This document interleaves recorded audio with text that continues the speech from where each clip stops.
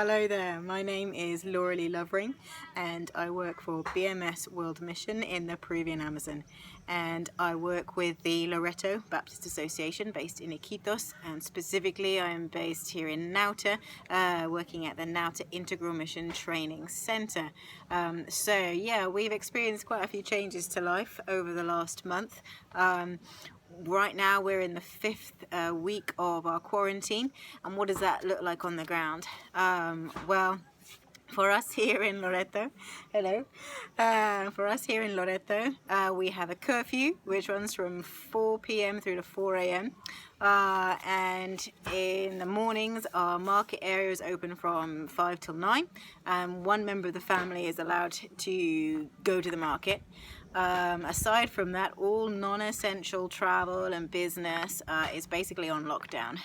We've got police and army in the streets to enforce that, and if you are found out and about without justification, you will be fined, which is an improvement from being taken to the comisaria, which was what was happening before. So yeah, life has changed a little bit from what it was a month ago, and of course this presents some major challenges to most of the people that we work with, our brothers and sisters in the churches, because most of them, whilst they may not be affected by the virus directly, there are massive economic implications for them, because most of them work in the informal sector, which means they work today to be able to eat today and maybe get breakfast for tomorrow. So if they don't work today, what do they eat today? What will they eat tomorrow? Big question mark over all of that. And I'm very grateful on one hand that the Peruvian government has been really proactive and has put funds aside to provide assistance to the most vulnerable families. That's wonderful. That's something to give thanks to God for. But there are some real logistical challenges to getting that money into the hands of people that really need it. So let's consider Nauta, for example. Nauta is a large town of around 30,000 people, not counting all the villages upriver and downriver, which also consider this to be their sort of regional hub. And to get support out to the vast majority of that population, we have one bank and one cash machine. So you can already start to imagine some of the real logistical challenges to getting goodwill into the hands of the people that need it.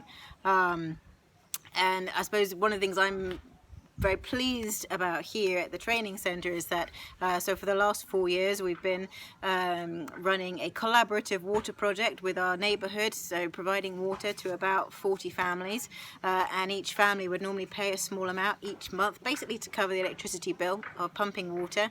And the truth is that right now people do not have a lot of money for anything, let alone paying for their water bill.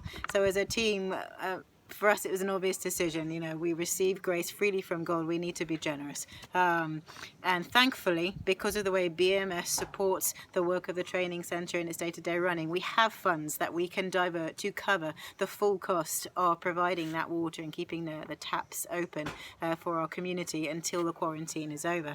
So that's one very practical thing which we're able to do straight away, put into effect immediately. And leads me on to basically say a really big thank you to all of you, all of the churches, all of the individuals.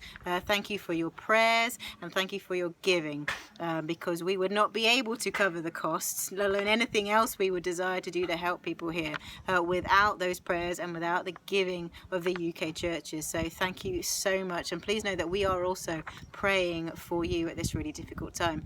And I'll just encourage you, there are lots of ways which you can continue to support the work of BMS all over the world. They have a BMS weekly email which would keep you up to date with sort of the Christian international response to this pandemic. They are also running a coronavirus appeal, funds for which go towards things like providing food packages for those workers, informal workers who have just lost their means of making a livelihood. Already thousands of families have received packages of food in India. It also goes towards helping provide that all-important PPE for health sector workers.